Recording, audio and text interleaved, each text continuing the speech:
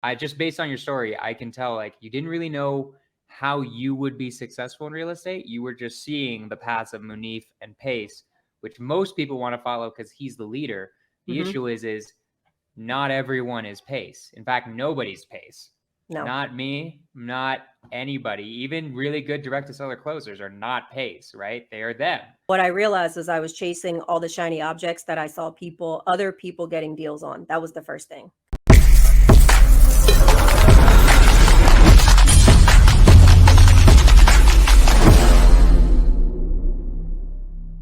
Hello, ladies and gentlemen. We have the amazing, the beautiful Tanishia Epps today on Skorch The Fear. Tanishia is a really good friend of mine. I've known her for a really long time in Subto. She's amazing. Awesome, awesome, awesome human being. And I'm so excited to have her on, share my community with you, Tanishia. It's going to be amazing. I appreciate you. Thank you so much for coming on. I am super grateful that you asked me to come. I've been watching your show and I love seeing everybody's growth and the guests that you bring on. So the fact that you asked me to come, I'm super, super grateful. You deserve it. I mean, like, you've been deserving it for a long time. I've just been, like, busy. Like, it takes a while to get through all my friends because we have a lot of friends now, thanks to Sub 2. But, like, Yeah. you've been deserving this spot for a while. So, real quick, just for the few people that don't know who you are in my community, quickly just introduce yourself, what you do, all that good stuff. So my name is Tanishia Epps. I am an investor based in Richmond, Virginia, and my main focus on my real estate side is midterm rentals, which are rentals that are 30 plus day stays. So you guys may have heard people talk about Furnish Finder and travel nurses and all that kind of stuff. So that's what I do on the real estate investment side. And, on the personal end, I'm about to get married, which is super exciting. And I love Disney Wow, I and did not know that. Wait, you yeah. were about to get married? Yeah, in August, How long have you been engaged?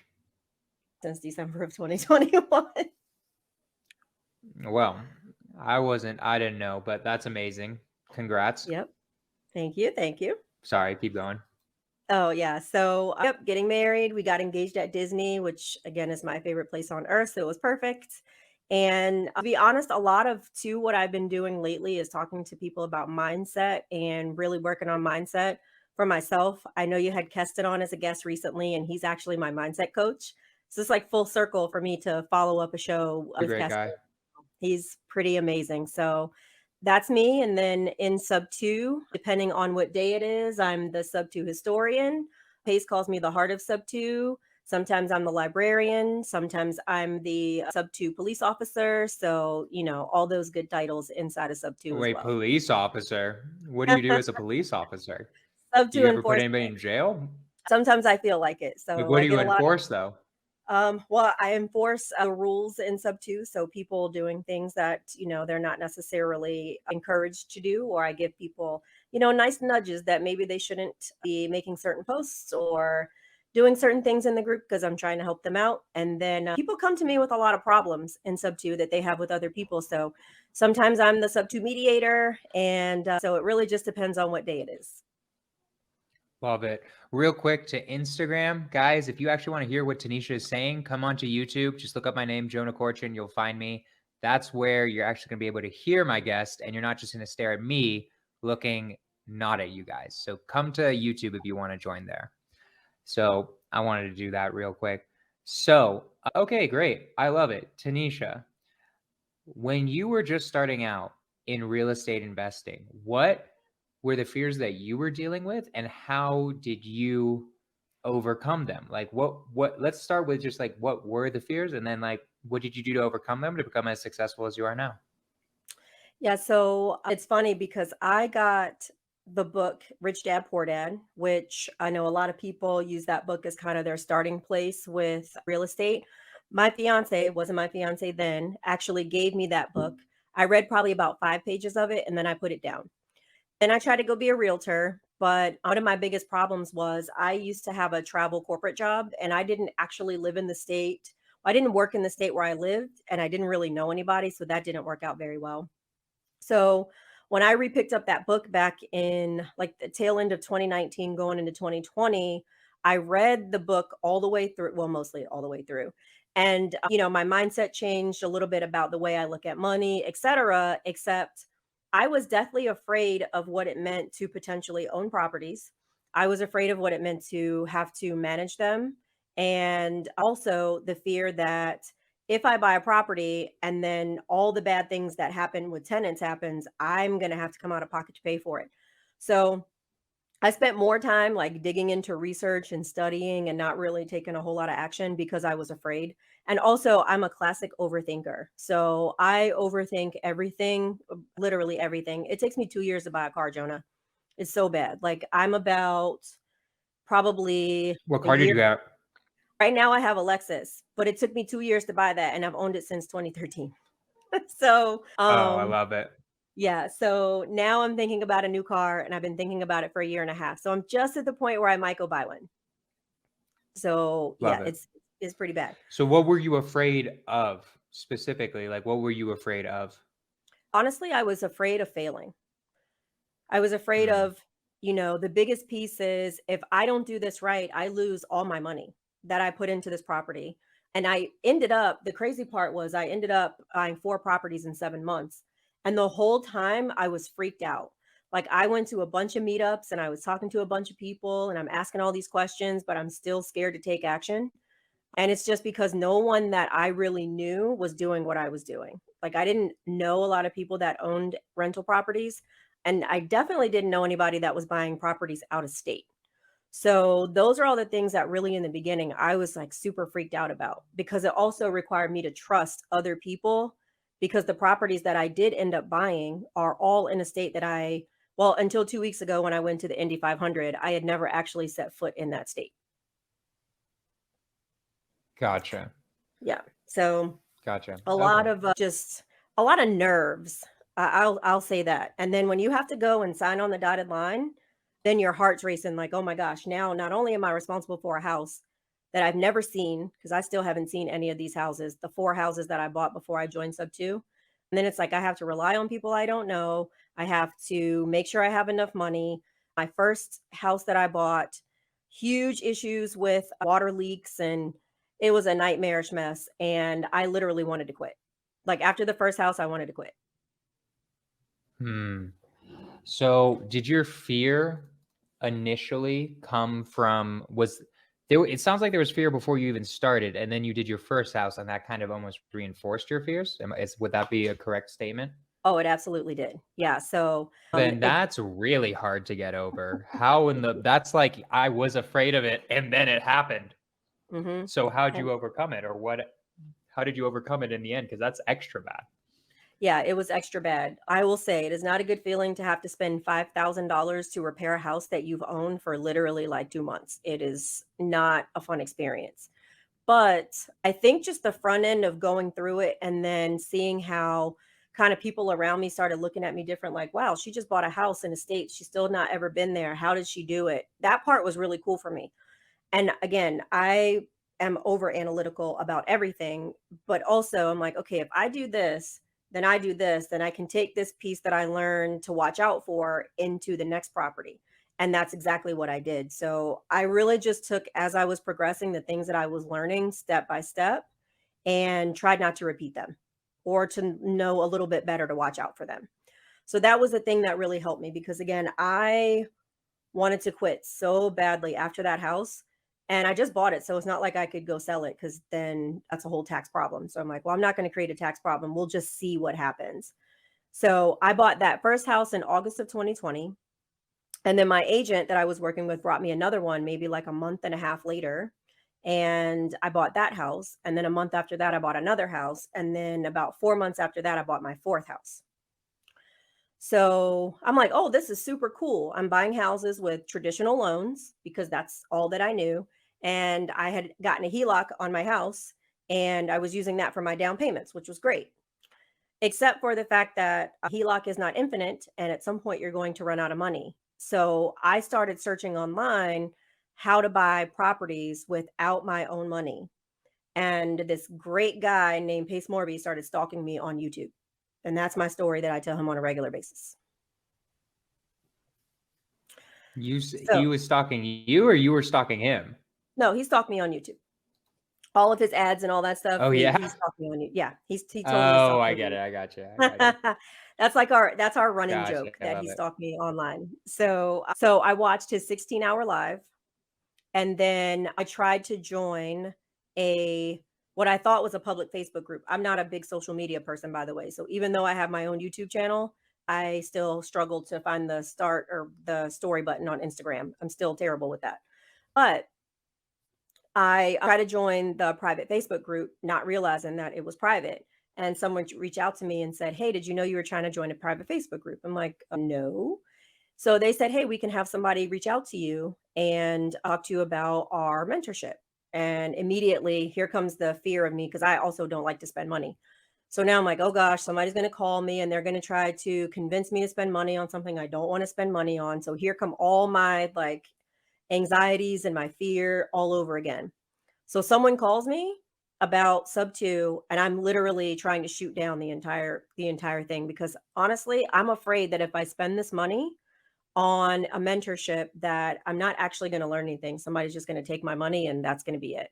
So I was afraid even before I joined Subto on what I was going to learn, what I was walking into, because the only reference that I had was Pace's 16-hour live. That's it. I didn't talk to anybody. I didn't know anybody. I knew nothing about Subto at all. So that is So what basically about how I that ended up in Subto. 16-hour live? Sorry, Tanisha. What about that 16-hour live made you want to join it then? So Pace, of course, he's very engaging, right? I think we all know that. But when I started hearing people talk about the community and how they were able to buy properties with not necessarily having to use their own money, and the concept of sub two and seller finance sounded super cool.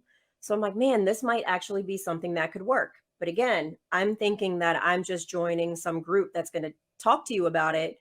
And maybe I can learn things from just the Facebook group, not realizing that it was an actual, mentorship or what I thought then was a coaching program.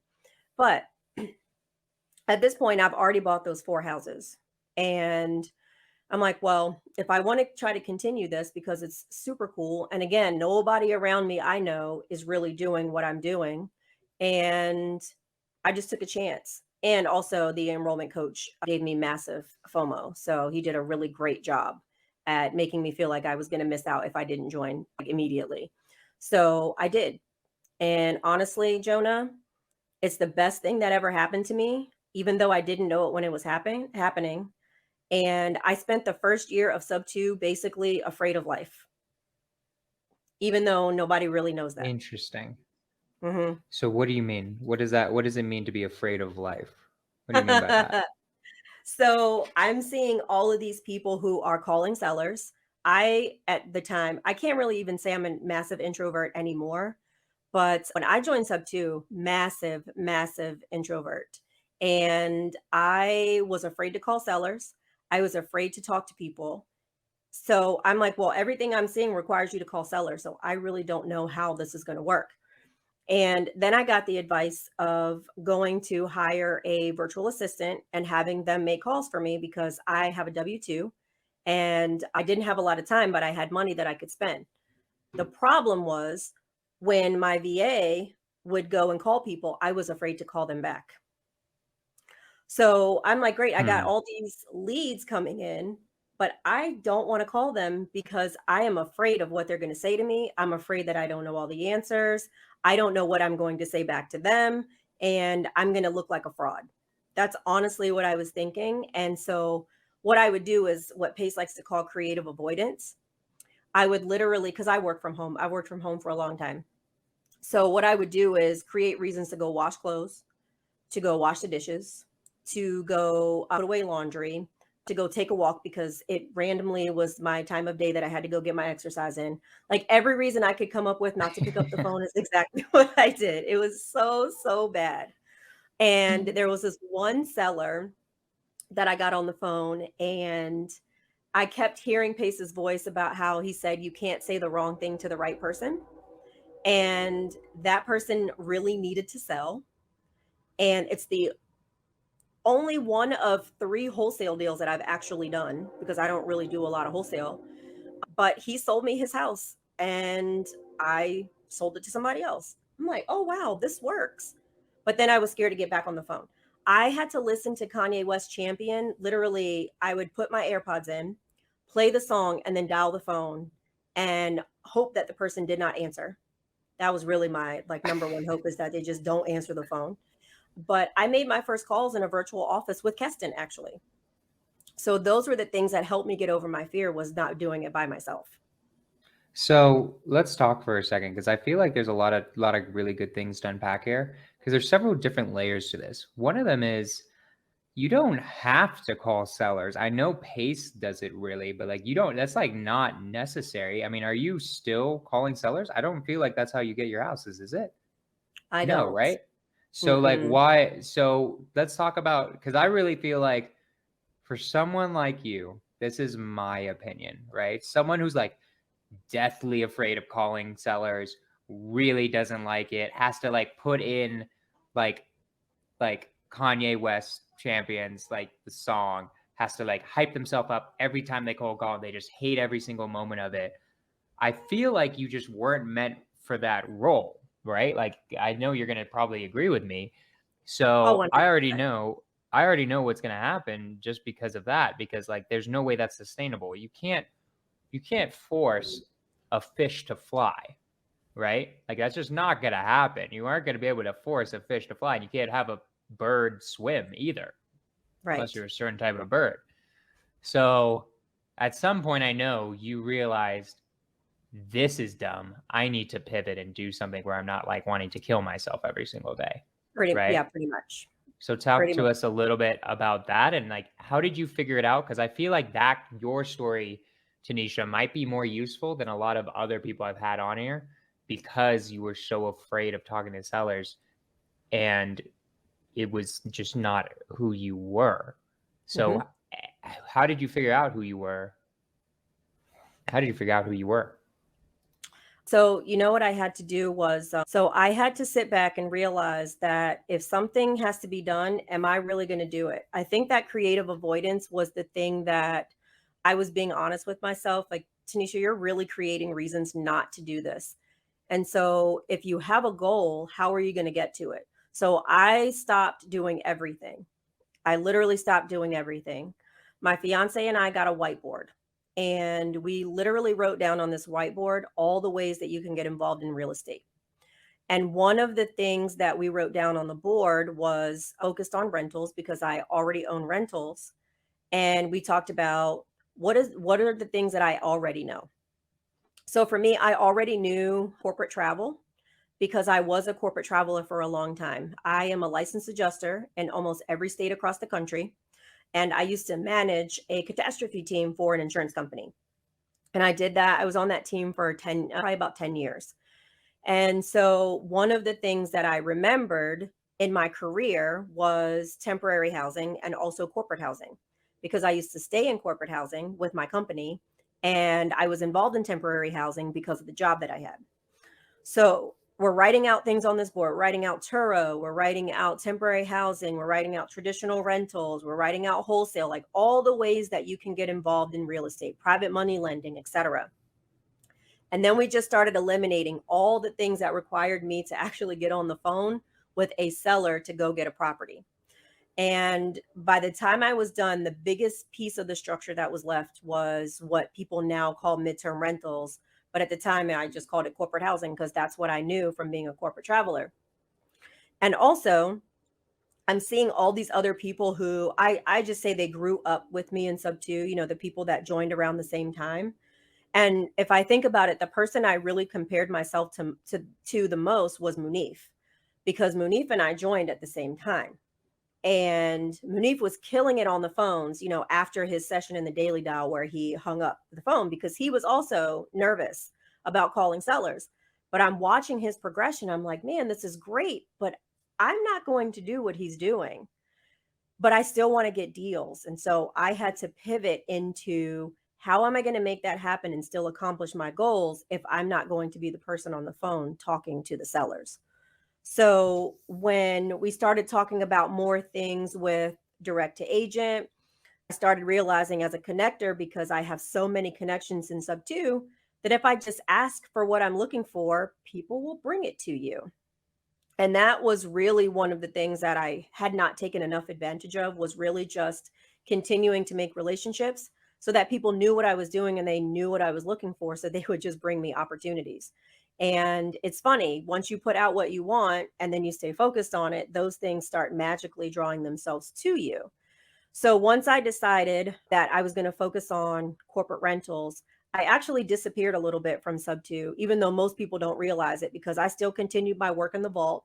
I would pop up in a Zoom every now and then, but I stopped going to all the Zooms so I could get super, super focused on the niche that I chose, because I already have a background in a lot of the stuff. So for me, it's not like I was starting from scratch. But as far as trying to build a specific business in a specific type of rental, I really had to go and kind of dig deep into that, which is what I Can we did. talk about that for a second? The Yeah. fact that you were in every single Zoom, Hmm. and there are like 12 Zooms, more than that, 15 Zooms Hmm. in that Yeah. freaking Subto. It sounds like you also didn't know what you wanted to do at all yet either. I had no clue. It was a Mm-mm. mix of no idea what I want to do and no idea who you really were in the end, Hmm. right? Like, because like I just, based on your story, I can tell like you didn't really know how you would be successful in real estate. You were just seeing the paths of Munif and Pace, which most people want to follow because he's the leader. The Hmm. issue is not everyone is Pace. In fact, nobody's Pace. No. Not me, not anybody. Even really good direct to seller closers are not Pace, right? They are them. They're Yep. Munif. They're Alejandro Alvarez. They're Sam Singh. They're whoever they are, right? Hmm. So I just want to talk about the fact, like, did you ever realize this, that like it was these two problems, like, as well? Like, did you consciously realize that these were the problems? Yeah. What I realized is I was chasing all the shiny objects that I saw other people getting deals on. That was the first thing. So I'm seeing people say, I talked to this seller and I got this 0% interest deal. And then I talked to this seller. Like Alejandro, I love Alejandro. He's actually my business partner and we own properties together. He's amazing at direct to seller. But I literally listened to him talk about the energy that he gets from like picking up the phone and calling sellers. And I'm like, no, that's not it for me. I'm sorry. I don't feel the same way that you, I just don't feel the same way you feel. Right. And as I started talking to people who were high level closers, especially on direct to seller, the things that they were excited about were not the things that I was excited about. And one of the main reasons I went to all those Zooms was first because I thought I was missing out on something. And by going to all the Zooms, I'm like, okay, well, I can keep the energy of Subto. But also, what I realized was going to all of those Zooms became a distraction because it was just too much. And if you go to every Zoom, if you spend all of your time in education, when do you create time to actually go put it into action? Exactly. Freaking exactly. Hmm. Yeah, so that was a big eye opener for me. I think when you and I were at the mastermind, because that was the first time that I went, I think that was when I got my first light bulb. Was sitting there Just listening. also, that was a fire mastermind. I just want to Mhm, throw it out there. We had like like the last one actually was like pretty similar in terms of star power that went to the mastermind, but that mhm. our mastermind was like Chad Glover, Daniel Keanu, you, Ingrid, me. I'm trying to remember like others, but there were like a lot of different people there who were like really high level people that Mhm. I still do a lot of business with. So, oh, Medium Wave Dave, that was the second time he was Yep. there. Logan and Um, Katie were there. That was their Logan, first time Katie, being that was there. their first time. They had just joined Subto. That was the Just first time I joined. met them. Yep. There were quite a few. That was just a fire mastermind. Just there were a lot of high level people. The only one that was higher level, I think they just did one, and there were like, I saw the lineup for that. I'm like, wow, Yeah. that has some cool people. But I anywho, was there. I just want to do it. Yeah, I you were was at at the the last one. Yep, I was at the last one too, but can I tell you, when Awesome. I was at the mastermind, I felt like I didn't belong there. When I Really? was on Why? my way there, I was totally afraid because I wasn't doing all the deals that I thought everybody else was. And again, it goes back to that, almost like I felt like a little bit of a fraud being at a mastermind because I wasn't high level doing deals. I was still trying to figure out what I wanted to do and where I fit. But I went because I was looking for something.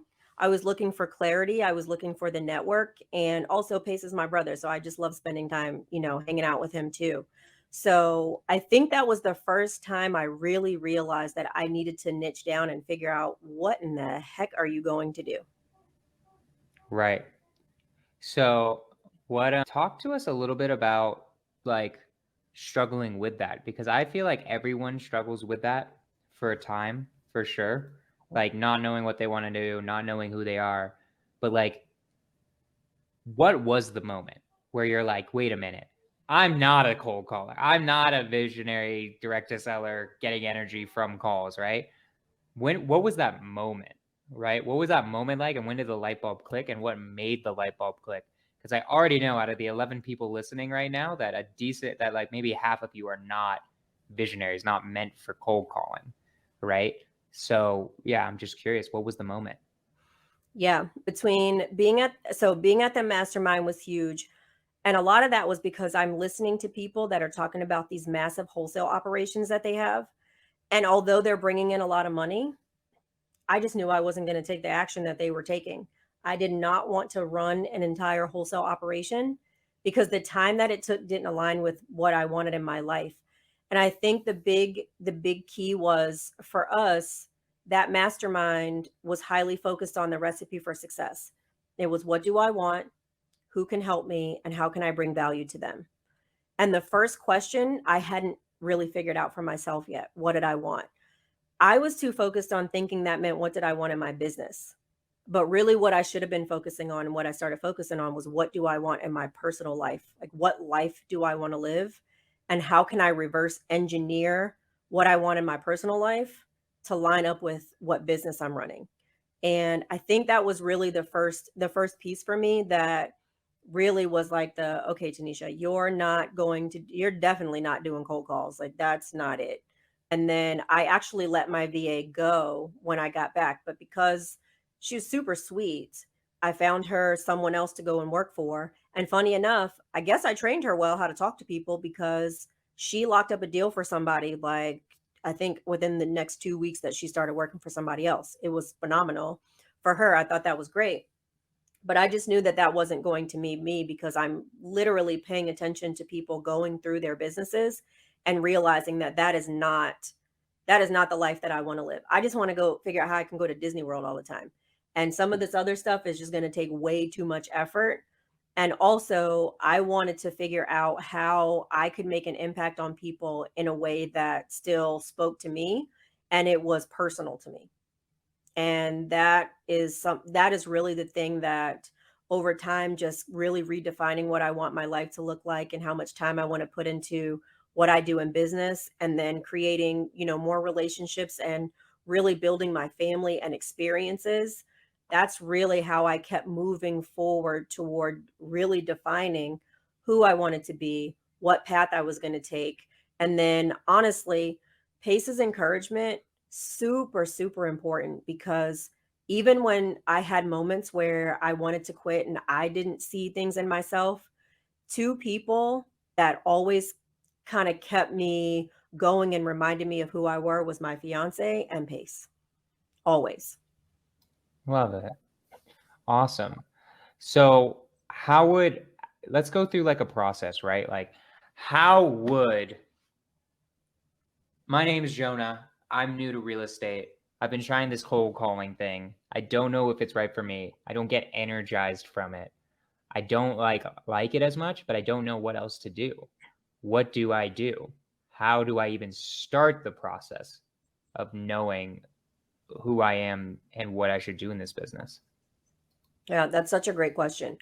So the first thing is for anybody, Pace did the Avatar series, which is, I mean, it's public on YouTube. So I would actually spend some time going to watch the Avatar series that Pace did. He did, I think it was like a 3 hour one that's even available on YouTube, where he literally talks through the different ways that you can be involved in real estate. But you have to really ask yourself some questions and then be honest about it. And the first thing for me always starts with what do you want your personal life to look like? And if you want to spend time on the phones, and even if you don't want to do it, but you need money now, and that's the fastest way for you to do it, then You'll figure out how to, pick a song and trick yourself into calling people if that's what you have to do. It's a mindset, like, readjustment, so that you can figure out how you can get to the goals that you have set for yourself. That is the biggest piece. And so I would start there with Avatar and just literally go through them and hear how Pace talks about the different people that you can be and how you can be involved in real estate. Because there's a lot of different things. You never have to talk to a seller if you don't want to. But if your goal is to buy properties, but you're not going to talk to a seller, then it's your job to figure out who is going to talk to the sellers so that they can bring you properties. So maybe you're the person who buys a list and then you team up with someone. So, like, I see Alejandro in the chat. Like, Alejandro, again, he's my business partner. So we own a house in Arizona. I never talk to that seller, ever. I know his name. That's about it. I never talked to that seller, but Alejandro did. Tanishia, you're amazing. Do you have any last things you want to say to the people? Any last words? Yeah, scorch your fears. Just get over it. Yeah, Like, that's the biggest you're the thing. only Just one who said that. scorch your fears. Let's go. Nobody freaking says it but me. On the podcast. Just do it. I love it. I love it. Guys, scorch your fears. Next week, we've got Jameson Williams. He is a beast in Astro. He's so cool. He's like he has just like the most calm, collected energy ever. He's an awesome friend. Really like him. Owns a bunch of Keegley franchises.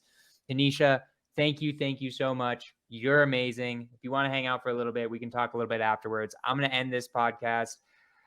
I love all of you. I will see y'all next week, Thursday, 6 p.m. MST. Let's freaking go.